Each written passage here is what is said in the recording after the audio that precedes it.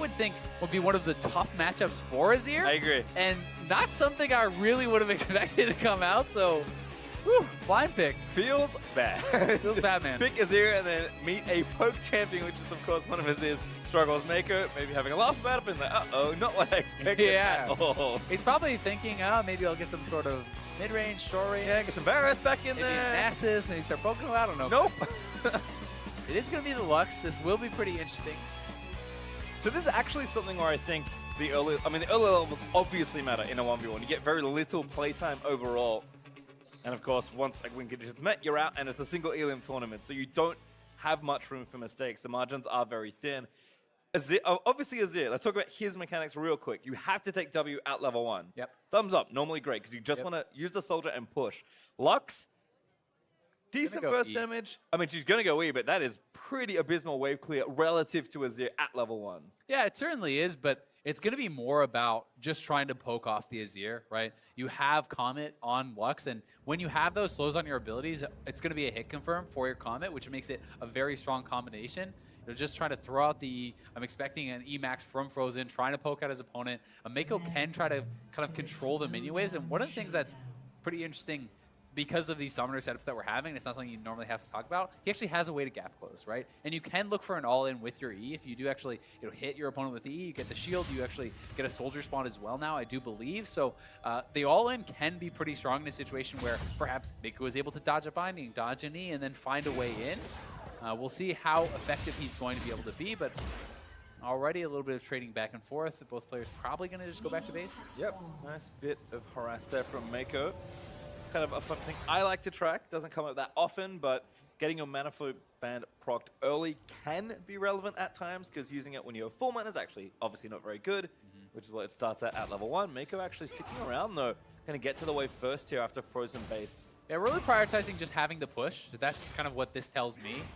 Because he is going to be sacrificing some health to do that. You know, he's down around 90 or 100 health. Like, that is actually pretty significant. That's almost a full potion that he kind of sacrificed for not basing. But he has cleared out the wave, and he's hoping now that he will be able to deny enough of the CS away from his opponent to make that worth it. But he did miss 2 of the CS uncontested on his own, so we'll see if it pays off. Yeah, like you said, sport sometimes not as used to getting them last hits. As air reverse comment once again. He's 4 for 4. Missed. Not doing so hot on the CSing there. Yep, gonna have to get them back through. But it's 0 for Frozen right now, 1. So, yeah. I mean, although the MEIKO did miss a lot of farm actually pushing it in, Frozen is very clearly not used to last hitting on this map with how the turret does extra damage. He's not looking too comfortable there.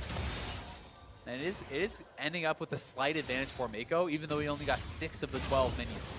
A step forward there for MEIKO. I think trying to get out from under the radius of E. Part of the problem there, though, is MEIKO is trading into a cannon wave, right? So he's actually stepping forward, and I feel like he actually won those trades as far as the damage that the opponents dealt to each other. But when Frozen has a cannon that's actually retaliating there, it's going to do as much or more damage in the early game oftentimes than your abilities are actually dealing. So you have to be very cognizant of who has more range minions, who has the cannons working to their advantage. And right now it's Frozen that does have that wave kind of pushing for his side. 2 points Q for MEIKO. Probably not going to make a big difference not having your E. But certainly opting for, again, more trading power earlier. Frozen now level 4 though. Still taking damage. I mean, the E is only really going to come into play if you're trying to actually go for a full-on all-in. So I think 2 points Q early on does make a lot of sense. As well, I expect to see 2 points E from Frozen in the early levels, and then go your W for the shield at level 4, which is what he's done. MEIKO, gonna have to see how much of this farm he can actually pick up, because right now they are tied. There's about 10 minions sitting at his turret. If he can grab some of this farm, could be a pretty nice advantage, get him a decent base, but so far has gotten the 1. He's going to pick up a couple more. Yeah, missed the cannon, but trying to, again, kind of get the scraps under the turret. It's a couple there, going to keep it pretty close. Yeah, not too bad. Yeah, 4 minions left there for Frozen to hit here, so he hits them all. They'll still be pretty even. MEIKO, they're taking a lot of harass as well, and this could be interesting on the back time as MEIKO going to grab his relic. Nice dodge of that light binding there by MEIKO. Lux is 6, certainly very relevant for some sort of, at least, harassment off. Forcing away, maybe getting a summon if you can connect with a light binding. MEIKO, though, playing up. Looks like he's going to try and get there first. Like, hitting down those minions.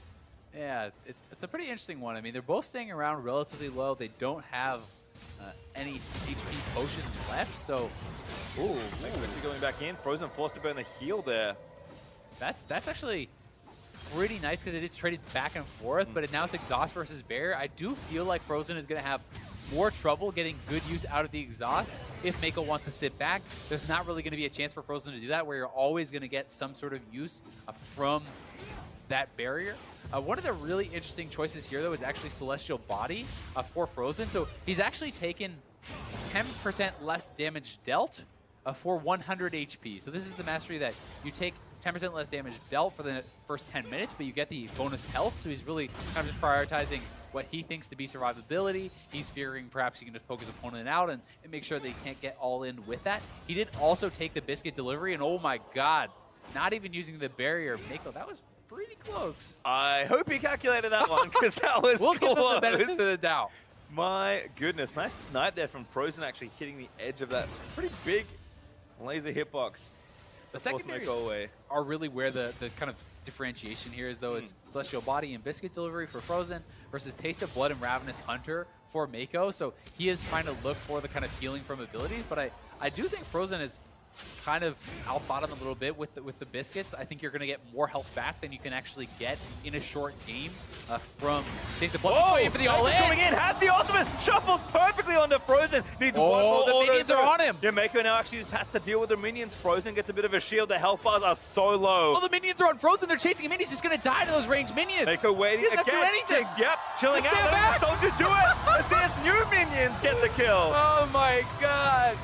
What a tilter for Frozen. The melee minion goes off on a rogue mission there, walks into the bush, and that's all it took. It gives the ranged minions the vision into the bush. MEIKO very intelligently backing up and pulls off a nice all-in. Sets up the minion kill there. He is going to move on. Support players looking pretty good. I mean, a funny situation at the end there, certainly, but MEIKO with a smooth Azir combo It was slick. to finish, or to almost finish off that game. That is some very interesting situational awareness that doesn't come up very often for Mickey to just be like, oh, you know, I just have to wait. Like, he's dead. Yeah, I mean, it was really smart. He sees the opportunity here, very low on health, but he gets the E shield, has his barrier. Exhaust really not being effective there for Frozen because most of the damage had already come out. And then it's this melee minion wins the game for MEIKO, walks into the bush. Frozen cannot get it out of there. How do you walk through that soldier? You cannot. The ranged minions finish him off.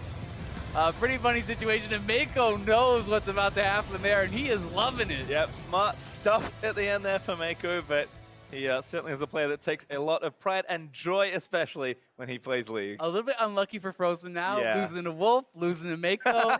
The supports seem to have his number. Keeps hitting the support killers in 1v1 tournaments. That is unfortunate.